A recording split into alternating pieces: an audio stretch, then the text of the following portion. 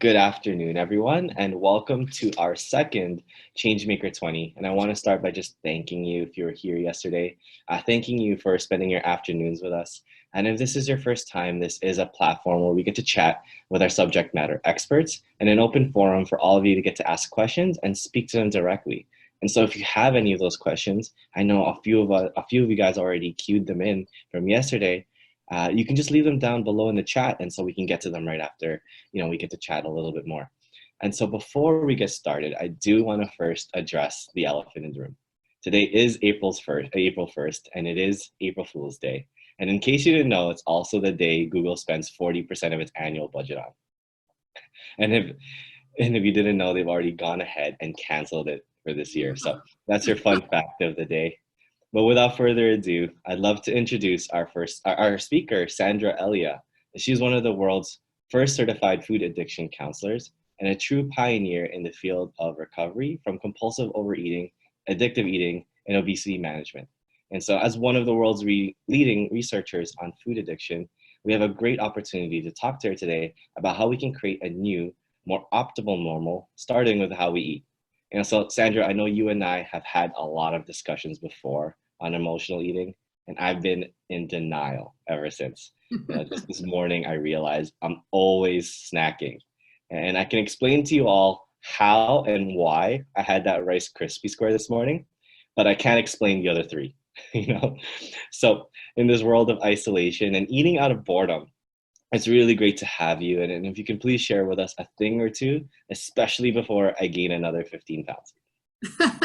Well, first of all, Daniel, you're not alone. This is the perfect recipe for emotional eating. If you take isolation, you add fear, lack of exercise, I don't know how many steps you're getting in, little fresh air, and a whole lot of uncertainty, that is going to equal eating for comfort. And unfortunately, eating for comfort can come with a pretty hefty price tag. I want to just shout out to all the organizations out there that now is the time to take care of your employees. Not only help them survive this time, but thrive so that when our doors reopen, people are healthy and ready to get back to work. So emotional eating, listen, no one is going to point a finger if you're going to drown your sorrows in ice cream. It is only a problem when it becomes destructive. We know that emotionally eating is comforting, but it's also destructive. And so what does that look like? It starts to affect your energy. Your mood starts to plummet. Your relationships begin to suffer because you're snapping at people and you just feel horrible. And can you afford to feel horrible for months until this is over? Listen, everyone needs an eating plan. As you evolve through your life, it's always going to be changing. Even my 9-month-old great nephew needs an eating plan. He needs a schedule, the right combinations of vegetable, protein, carbs, fruits, so that he can thrive. And you need an eating plan. And I'm certain everyone on this call is intelligent. We all know what to eat and what not to eat. So what's the problem? What is really happening here? It's the how. How do I stick to my eating plan when I don't want to? When I'm stressed, when I'm scared, when I'm overwhelmed, when I've just yelled at the kids or I fought with my partner. It's basically how do I consistently stick to my plan when my brain is calling for, screaming for Rice Krispie squares to relieve the boredom, or I just simply want to numb out with food. So everyone is super hyper-focused on what we're feeding our mouths, but I'm going to challenge you to be more concerned with what you're feeding your mind. The thoughts that you entertain will always drive your behaviors, including emotional eating. So we all have what we call autopilot thoughts when it comes to emotional eating. They could be things like, it's too hard today. One of my favorites used to be, I could be really thin if nobody pissed me off, but you pissed me off, so I got to eat. Or the other one is, I've really blown it today. I've really blown my lunch and I ate too much, so it's a free-for-all all day. If you think about it, our eating is the only place we do that. When we make a mistake, we throw it all away. Think about being on the highway and missing your exit. So you decide, I'm staying on this highway for another 5 hours because I really blew it. I'm not going to course correct now. Right? Kind of crazy that we do that with food. And then my personal favorite that I was stuck in for years was the diet's going to start tomorrow. And if the diet's going to start tomorrow and I'm going to eat salad for the rest of my life, I better eat everything in my house now. So we all have autopilots. I'm super interested, interested in what your autopilots are that lead you to the fridge each and every time. Yeah, that's amazing to know. I know, Sandra, you talked a little bit about the kind of connection that you have with the way you program and rewire yourself to have these habits. Can you talk a little bit about that? For sure. So we've all heard of neurons that fire together, wire together. And so this is how habits are formed. So when you repeatedly pair a cue with a tasty food, that becomes a habit. So for instance, if after dinner you always have something sweet, your brain is being programmed, whether you're satisfied with dinner, even if you're full with dinner, it's going to go, oh, time for something sweet.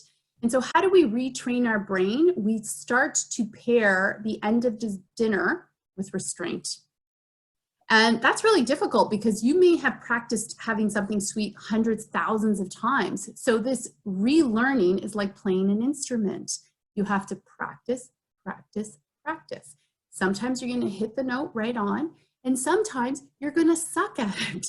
And you have to create an environment where you can learn and be proficient. And that environment is always gentle, kind, and nurturing, right? So you got to, when you make a mistake, you got to be gentle on yourself.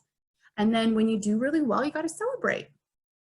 And so how can we apply that and manage these cravings when we're stuck at home? I mean, I'm sitting here right now and I really want to grab another Rice Krispie square and I don't know why. Okay, so it's, so first catch the automatic thought that happens just before that. So you're saying you don't know why. So if you don't know what the automatic thoughts are, I always suggest to my clients to have a little rule. So maybe your rule is if nighttime eating is a problem, you're like, I don't eat past 7 p.m., period. Then you will hear the automatic thoughts because the thought will be, not tonight. You know what, you'll start that tomorrow. Or, you know what, I got to finish that bag of chips, so I'll do it tomorrow. So you'll start to hear those little automatic thoughts. Then you start to challenge them. Are they actually valid? I like to call cravings lies. They're always a lie, right? The lie is I'll have a little bit and I'll stop, even though hundreds of times I didn't. The lie is I'll feel better, when the truth is I only feel better when I'm chewing. And as soon as I'm done, I feel worse. So I don't negotiate with lunatics, including the lunatic in my mind that tells me emotionally eating is a good idea, even though I have evidence and proof that it has never been a good idea. It's good to know. And then for everybody, if you guys have questions, it's not too late. Like we do have some on queue from yesterday, but definitely please send them in. It's a great time to have a conversation with Sandra. I mean, I have a lot, but definitely want to hear from you guys too. And so Sandra, just moving on. So how do we set up our environment for success? You know, let's say you're busy, if you're still working remote and you have kids and you're kind of just all over the place and it's so easy to snack, or it's so easy to make something instantly and, just kind of get through the day. Yeah. You know what your biggest tool is going to be? Mindful eating. So mindful eating is with intention and attention. So when you sit down to lunch, what's your intention? Is your intention to answer email? So take a bite, answer email, take a bite. Is your intention to get through a movie and your mind has no idea that you've eaten? So set the intention for that meal and have your complete attention. So that means no cell phones, no television, no distractions, no reading, that you're actually sitting with your meal. You're going to commune with your meal, engage all 5 of your senses, the sight, the smell, the taste, the texture, all of it. It's very hard to do that with chemically engineered foods. Like, I'll give you an example. It's impossible to get through 4 apples. Very hard because of the fiber, the chewing. Your body has mechanisms to say enough is enough. Can you get through 4 cookies? No problem, no problem. But if you were to sit down with those cookies with no distractions whatsoever, taking a bite, savoring, chewing slowly, putting the cookie down, really looking at it, taking half an hour to 40 minutes to eat those 4 cookies, it would be very, very difficult and probably not as enjoyable. I'm going to take you up on that challenge today. Or try to get through a bag of chips mindfully. Ooh, hard. Okay, I'm definitely going to try that today, especially with watching YouTube as I eat. It's so habitual. I have to put something on. And See, so, that's your brain. So you just prove neurons that fire together, wire together. So your brain's like, oh, you're watching YouTube. Where's the snack? You need a snack. Go get it. And it's literally driving you to do that. So that's when you have to practice the restraint muscle, which is tough. It's not as and and I know there's a lot of studies that sugar is just as addicting as most drugs out there. It's one of the most addicting things you can have as part of you. So how can you really curb those cravings? Yeah, so this is my field of expertise, food addiction. Nobody's really addicted to real foods, chicken, steamed broccoli. It's not that. We're actually addicted to hyper palatable foods that have been chemically engineered to overwhelm your reward center. So, they say you just can't have one chip. There's science behind that. There's actually no way to just have one chip. So I generally don't villainize food. What I'm trying to offer people is, what food gives you peace? What food can you have a reasonable portion and enjoy and move on with your day and not ignite cravings? See, that's the problem. We think, oh, just have a little bit and I'll curve the craving. No, you ignite what we call the hunt for more and more and more of it. So it's actually much harder to have a little than to have none at all. That's good to know. And so it sounds like it helps to really be prepared. It sounds like that's a big factor that goes into curbing a lot of these cravings, as well as just making sure you're on pace. But given the Well, world that you can use COVID-19 to your advantage because you can't access this food easily, right? So, I had a client of mine who told me Amazon's selling Pringle chips for $40. And so that stopped her from ordering them, right? And she's not going to risk going out into the community to buy them. So we can use that to our advantage. Don't stock your home right now when you're strong and you're feeling good and you're like, I don't want to eat that. So you don't stock it. And then it's not available during those weak times, those high risk times. And so what should we stock up on? With a lot of people that are panic buying, for example, and a lot of people that load it up on spam or canned food, ramen, because it's non-perishable. And so Yeah. what can the average person do to essentially set themselves up for success? So here's what I recommend. If you're in a position where you can I agree, everyone should have a ton of supplies of canned goods. And if you're in a position, I would just store those as a food bank donation later on. So it's your security blanket if you need it, but don't eat it. Don't eat the spam unless you have to, right? Unless things get really dire. See it as your future food bank donation, and then have your groceries delivered, or if you have to, go out once a week and buy as much fresh produce and fresh meats and fishes and everything, and only eat the fresh stuff. Remember, that's a reserve for emergencies and hopefully a food bank donation. Try to just stay away from it. And what about people with kids? We have a little bit more discipline, and I say that, but I had 3 Rice Krispies this morning. But what about parents who have to manage kids, and kids have a lot of cravings, and then they want a lot of these things that may not be the best things for them? Yeah, so I have a 9-year-old daughter, and because of COVID-19, she's never eaten healthier because there's no real access to it. At the end of the day, I'm the parent. I have the money. That's probably the only advantage I have over my 9-year-old, because she's super smart. But I have money, and I have to decide what comes in and comes out of this house. So there's just no access. She can't go to her friends. She can't go to the corner store. Like, there's just none of that's available. So it's a real time when they're only going to eat what's available, and you're in charge of what's available. That's really cool. And so do you have any kind of creative stories from people that, just across the last 2 weeks have been very resourceful or creative with just how they're approaching your diet? And can you share some of those with us? Yeah, for sure. I find my clients who are most successful, they've done a couple of things. Number one, they limit their news intake. Because if you're watching, especially certain news channels that can be very negative and sensationalizing, that will drain you of every ounce of energy and motivation you will have. That will be very, very draining. So they limit to twice a day to trusted sources. So they don't have it coming at them, they seek it. That's number one. Number two, they've put in a schedule and they follow it, whether they feel like it or not. They get daily exercise and daily community via FaceTime or Zoom. And really, they're cooking a lot of their meals at home. So they're getting into this new practice. What I've noticed myself is I'm going through so many dishes and so many groceries. I had no idea how much I actually really ate out. It's remarkable. So you can use some of these restraints to your advantage. And I found limiting use, having a schedule, daily exercise, and connection will lead to better eating.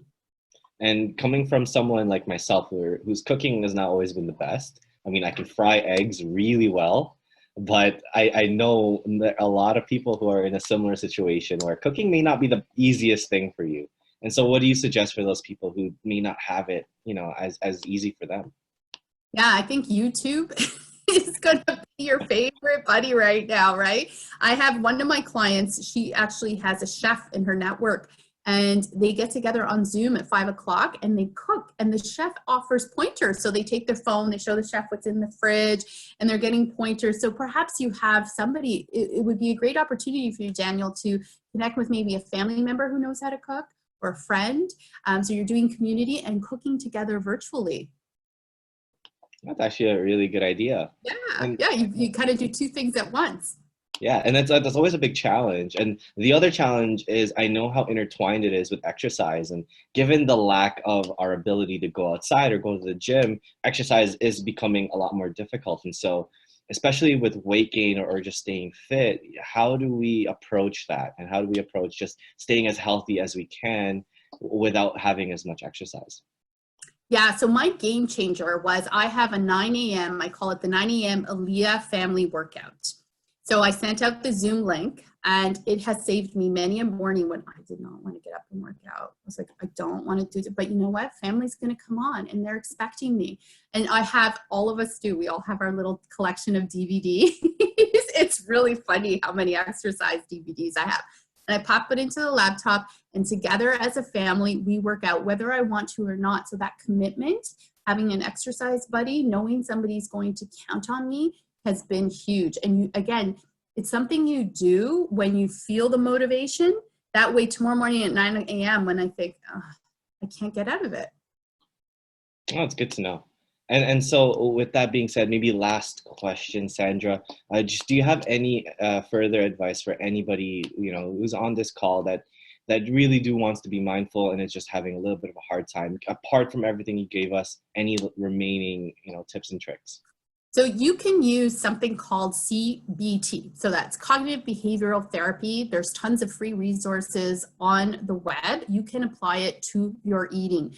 And the first step in it is capture that automatic thought, like I've blown it at lunch. Then you label that thought. Is it a permission thought or is it a self-critical thought? Well, clearly that's a permission thought. And even just that awareness that, oh, I'm having a permission thought, you can sometimes stop it in its track. Next, is there any evidence that's true, right? So I blew it at lunch, so therefore I should eat all this other food because, well, that doesn't make sense.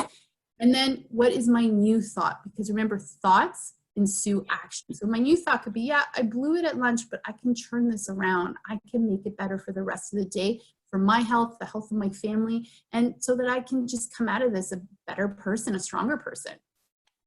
Thank you, Sandra. That is all the time that we had for today. I thought that was amazing. And what was that Yeah. last one? It was CBT. Yeah, cognitive behavioral therapy. How I you hope can really Google it, and you can even Google it for eating. so. I hope everybody took that down. I'm going to Google that right after this call.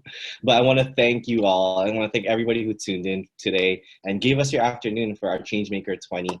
And if you have any questions or any further questions and you want to book Sandra for maybe a custom virtual event or for her consulting services, I feel like I need to shoot her an email after this too. I'd love to help get you guys connected. And so that is it for today. So stay tuned for tomorrow's Changemaker 20 at the same time with the same link. And tomorrow we're going to have a discussion with Louisa Jewell, a speaker, author, and positive psychology expert who's spoken to over 50,000 people around the world on how to flourish both at work and in their personal lives. And we'll be continuing that conversation from our last Lunch and Learn if you were there. And so if you have any more questions for her, send them our way and we would love to put them onto queue. And if you didn't get enough of Sandra today, I'd love to have her back as much as much as I learned. I know she can always give us more. And if email us your thoughts and your questions to what you may want to ask her for the next time. And stay tuned to our ever-growing agenda where there's a good chance we'll have a speaker that you guys recommended. And so in the meantime, take care, stay safe, stay healthy, and stay connected. Thank you. Thank you.